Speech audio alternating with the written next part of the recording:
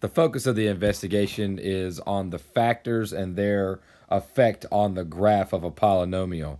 So the individual factors can make a graph do one of three things at each of the individual factors. So, for instance, at that given point, the function's graph can cross directly through that point. It can do what we call a wiggle at that point, where it looks like it eventually goes through it, but it almost has a little bit of a bounce and a little bit of a cross where it does eventually go through the point. And then we have the bounce, and we've talked about this before, where it touches and then returns back in the same direction that it came from. So again, this is a focus on the factors of the polynomial. Each of the examples that we're going to talk about in this investigation have taken the polynomial and factored it for you. So let's just talk about what could happen. So if the exponent of the factor, not the degree of the polynomial, the exponent of the factor is 1, the function's graph will just pass directly through that point. If the factor's exponent is odd and it's greater than 1, then that's when the wiggle will happen. And if the exponent of the factor is even and greater than 1, that's when a bounce will happen. So let's take a look at this chart that we've got here to kind of talk about how we're going to use these three ideas with cross, wiggle, or bounce. Again, we're breaking down the individual pieces of a function and how it looks according to its factors. All right, so right now, this is broken into two factors. It's been factored for us, and my two factors are 2x squared and x minus 1. So in order to find out which of these fit into the x equals -1, x equals 0, or x equals +1 columns, we're going to have to do some solving. All right, so when you solve, you set the factors equal to 0. 2x squared equals 0. Divide both sides by 2 to try to get x squared by itself. So then to get x squared to become an x, I have to take the square root of both sides. Don't forget that that's going to yield two answers, plus or minus 0. Well, plus or minus 0, it's funny because 0 is neither positive nor negative, so it's a little bit of an indication that it's going to have a bounce at that one. So when the x value was equal to 0, that's this middle column here, that's for the 2x squared. What was the exponent on that one? So if I'm just focused on this one right now, what's the exponent of that? Well, the exponent of this factor is 2. So when I go to put this in, the exponent was 2, and now I can look at my three options at that factor. So three options at that factor are cross, wiggle, or bounce. Now, the exponent is 2. That's an even number, and it's greater than 1. So even number, greater than 1, that's a bounce. So we'll put a B here. So at that root, we expect there to be a bounce. Okay, now let's talk about the second root that's present. So we're talking about this root, x minus 1. So x minus 1 equal to 0. Add 1 to both sides. X is equal to 1. So that's this third column here, x equals 1. So when that root was equal to 1, what is the exponent on that? So right here, you're looking, what would be the exponent? Well, when it's no exponent, that's an understood 1. So my exponent for that factor was 1. Now I consult my three options, and when the exponent is equal to 1, that means it's going to cross right through that point. Okay, so what does this mean for my function? Well, what this means is that when I graph it, I'm expecting a bounce at x equals 0, and I'm expecting for my function just to cross straight through when x is equal to 1. All right, well, let's see what happens when we graph this thing and compare what we expect to happen to what actually does happen.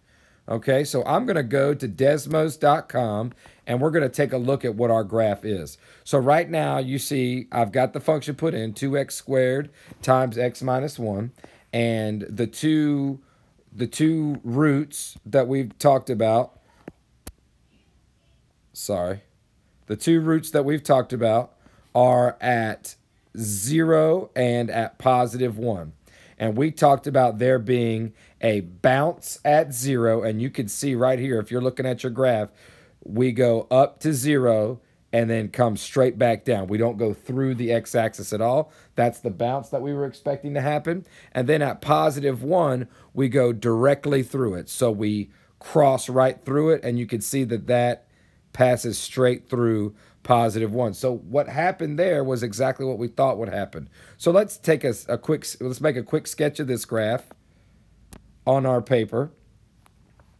Keep it in mind that we have a 0 at 0 and a 0 at 1, and we were increasing, bounce, came back through. And that was the sketch of our graph that we picked up from this polynomial. Again, it's an odd function, and it is some sort of x to the third function, but we were just looking at the individual factors while we were trying to figure out how each of the factors affect our graph. All right, then it asks us about in behavior. So as I move to my left, my x's are heading down to negative infinity. And as I move to the right, my x's are going up to positive infinity. All right, the sign of my leading coefficient is right here. So the sign of that is positive. And the degree overall of this polynomial, all I'm doing is adding my exponents together. So I have, for my first factor, I had a factor of 2. And for my second factor, I had a factor of 1. 2 plus 1 is 3. So the degree of that polynomial is 3. So that's how we're going to do each of these other two examples, and I'll walk you through that process. But again, you're looking at the individual factors while you figure out what their effect is on the graph, and then we look at the entire graph overall to get in behavior and the degree. All right, so let's see if we can knock out these other two really quickly. Okay, my two factors are negative 6x and x plus 1 to the third. So I'm going to focus on negative 6x first, and that's going to lead me to set it equal to 0. Negative 6x equals 0. Divide both sides by negative 6, and x is equal to 0. So this would go in my x equals 0 column. So what's the exponent on that? Well, if there's not one, that's an understood 1, and that means that I'm going to have a cross, because when my x is 1, I cross straight through that point. All right, let's check my other root.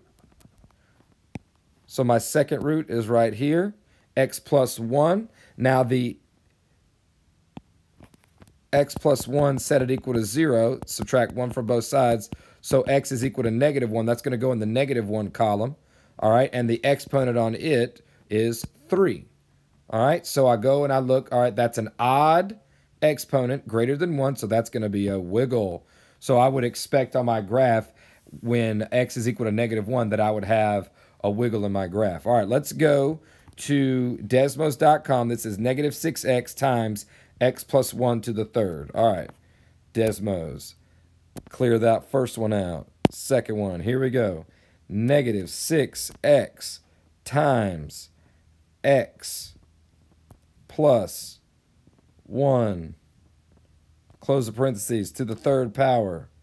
All right, and you can see right now what our graph looks like. So just to be clear, we did indeed have that wiggle at negative 1 right here. If you look to the left of 0, just one space, you can see that wiggle that we're talking about. And then at 0, you can see how it just passes straight through.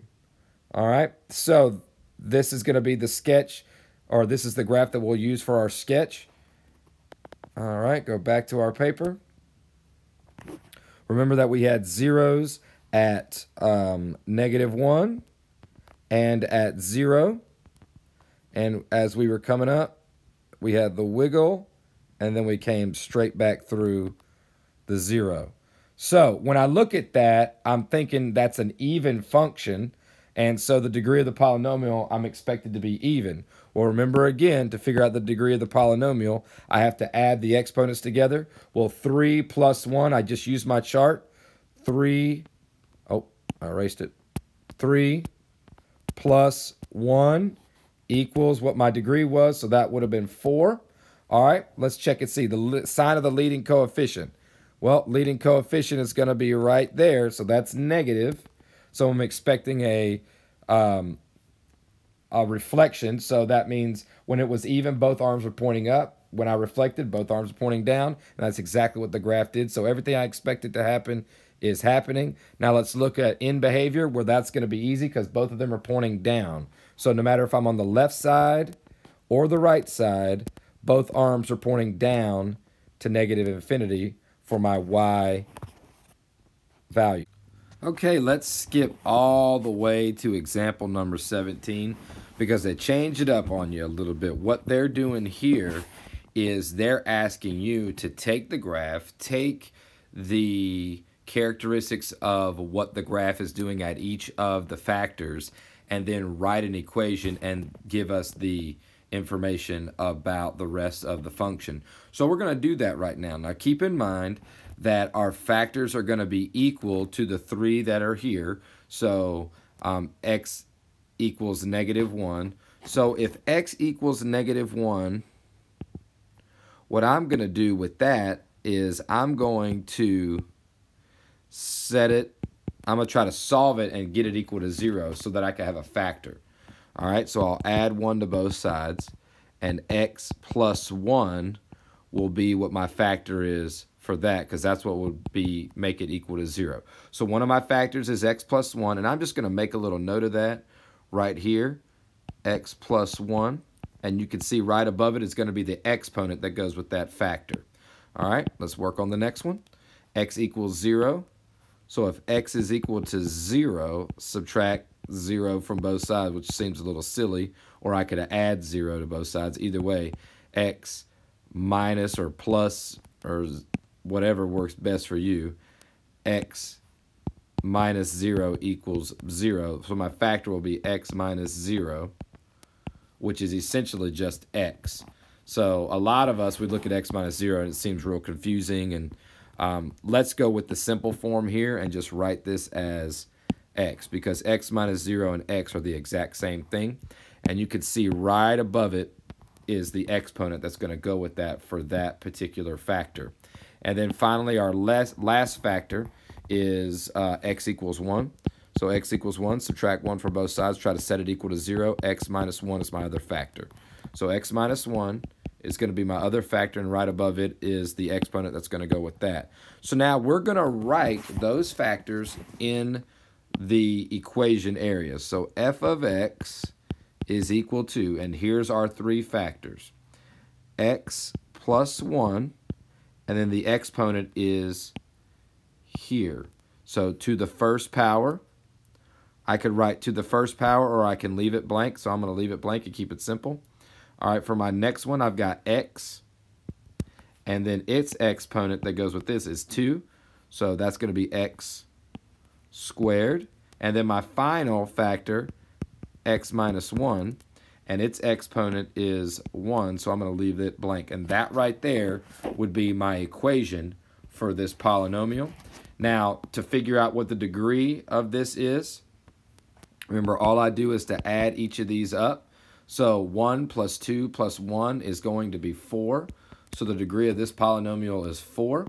The sign of the leading coefficient, if I scroll all the way back over to where I was, the leading coefficient was indeed positive. That's an understood one here, or here, or here. All of those places, that coefficient was a positive 1. So our leading coefficient in this case is a positive 1.